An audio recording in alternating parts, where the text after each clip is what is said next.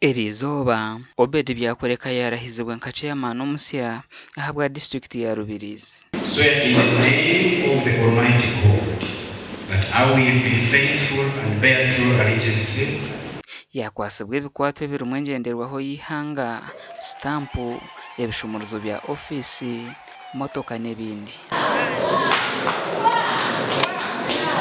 Tero ni kwatanisa bembezi ba Rubirizi akwa kuturagitira karimwe MP na chairman na ba councillors na ba chairman LC series okika local councils itsa kutuyamba kupushinga voice emwe tukareba ngo twarubije abantu ba Rubirizi twateka teka iyo kureba ngo twabakolera ibyo batumire mu different positions. Gukora kurungi no kugita ibintu bije cyo kweta combination of factors.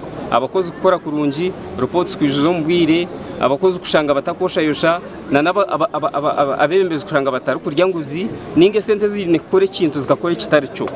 Bakansara nabo barahira kandi utwira speaker Katesi gwa Steven nawe yagarukaho bwa nyuma yo kusinga atuzarirwe Onesimus. Katesi gwa Steven swear in the name of the Almighty God that I will at all times well and truly serve the district of Rubirizi in the office of the district speaker.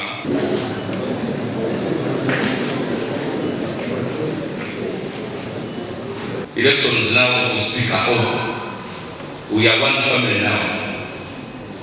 If there is any issue, please don't hesitate to come to me for guidance and move forward.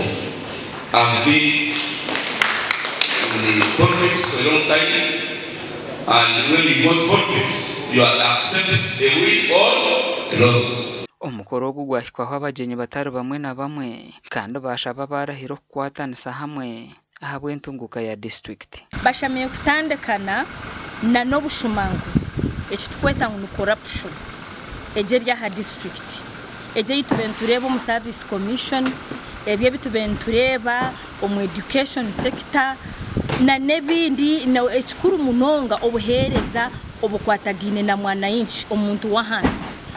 Habuzo kubasa kuhereza speaker no kugira ngo hati yafuka speaker wa district tari speaker wa constituency kugira ngo ebintu bituragume twashaka itukaba MPs abo kurwo mu Rubirizi byaka aha district aha bibase ugabwa cenkanyi kushimire kubani bugabo